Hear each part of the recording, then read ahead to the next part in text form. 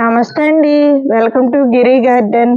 ఈరోజు వీడియో ఏంటంటే ఈరోజు వీడియో ఇది అండి. ఫ్రిడ్జ్లోది తోటకూర మొత్తం హార్వెస్ట్ చేస్తున్నానండి.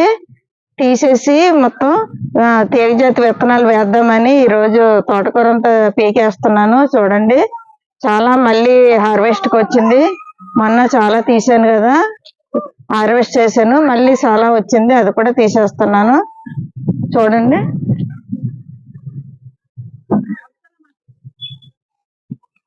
మొత్తం తీసండి. తీగజాతి విత్తనాలు వేద్దామని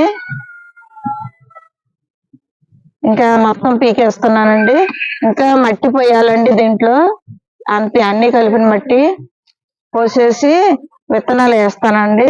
దానికి కూడా వీడియో తీస్తాను. విత్తనాలు వేసేటప్పుడు ఏమేమి విత్తనాలు వేస్తానో ఫ్రిడ్జ్లో తీగజాతి వేస్తానండి.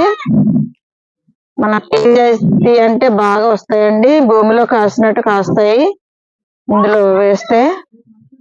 అందుకని ఇంకో ఫ్రిడ్జ్ దొరుకుతుందని చూస్తున్నాను. వాళ్ళు ఇంకా అవన్నీ తీయలేదండి, ఉన్నాయి కానీ ఫ్రిడ్జ్లు ఇనుమంతా తీయాలి కదా, డోర్లు అవి తీసాక ఇస్తానన్నారు. అవి తెచ్చి అది కూడా నింపుతాను. మొత్తం పీకేస్తున్నాను. చూడండి, చాలా వచ్చింది. ఒకసారి జల్లిందండి, ఇది చిన్నది మళ్ళీ ఎదిగింది అనమాట. ఫస్ట్ జల్లిందే, విత్తనాలు జల్లినవే, మళ్ళీ వేయలేదు.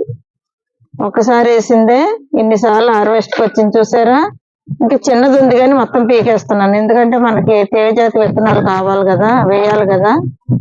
సీజన్ వచ్చేసింది కదా, జూన్ నెలలో మనకి విత్తనాలు వేసుకుంటే బాగా వస్తాయండి తీగజాతివి. ఏమి వేస్తానో ఫ్రిడ్జ్లో వీడియో తీస్తానండి. మళ్ళీ ఇలాగా మొత్తం పీకేసుకోవాలండి. ఇది చూసారా ఎంత కిందకి వెళ్ళిపోయిందో మట్టి. అప్పుడు లేర్లుగా నింపాను కదా, అదంతా అడుక్కి వెళ్ళిపోయి చాలా లోతుగా అయిపోయింది. దీంట్లో మళ్ళీ అన్ని కలిపిన మట్టి పోయాలి, పోసి అప్పుడు విత్తనాలు వేస్తాను. చాలా లోతుగా దిగిపోయింది. చూసారా, అంటే ఎరువు తయారైంది అన్నమాట, కిచెన్ వేస్ట్ మనకి ఇలా దిగిపోయింది కాబట్టి ఇంకా ఫ్రిడ్జ్ తయారైపోయింది మనకి విత్తనాలు వేసుకుంటాకి.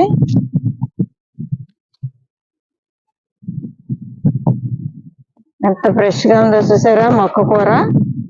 ఇలాంటి కూర ఫ్రై చేసుకుంటే చాలా టేస్ట్గా ఉంటుందండి.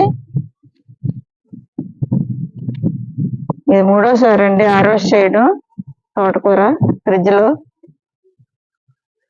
ఇంకా అక్కడక్కడ ఉన్నదండి, ఫ్రిడ్జ్లో మాత్రం తీసాను.